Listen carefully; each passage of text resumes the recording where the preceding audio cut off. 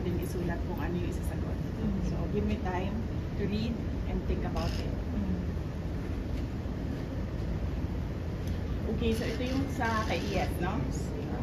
This is a reply to the statement issued by the Presidential Communications Office on the order of Executive Secretary Lucas Bersamin dated November 23, 2024. The Marcos administration's insistence that the President's life is under active threat is ominous. I raise this caution as the President and his sycophants aggressively sell a narrative based entirely on my statement, which is taken out of its logical context. Bakit hindi nila pinapalabas kung ano yung question ng media?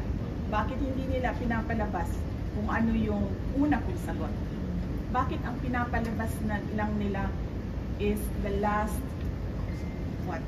4 words of my entire statement?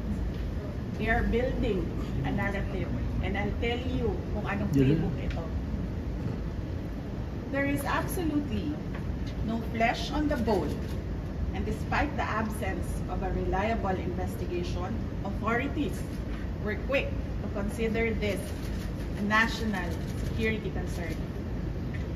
The diametric contrast and inaction are displayed when I have expressed in previous months threats to my person and the continuing threats to the lives of OVP personnel.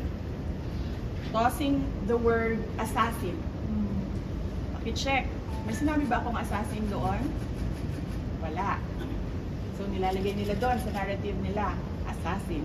And nilalagay nila sa narrative nila, murder plot.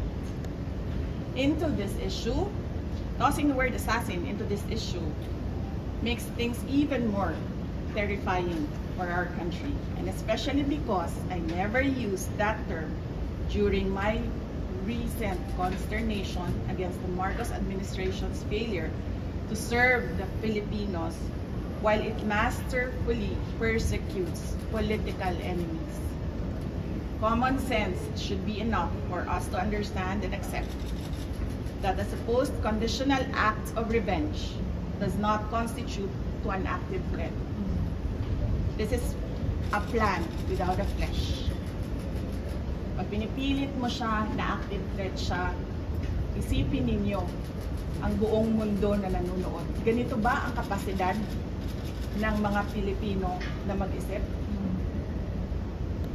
Diba? At wala silang pakialam dyan. Pero ako, nahihiya ako na ganito ang kapasidad ng mga tao sa administrasyon. I am confident that an honest scrutiny would easily expose this narrative to be a farce, imagined, or nothing at all.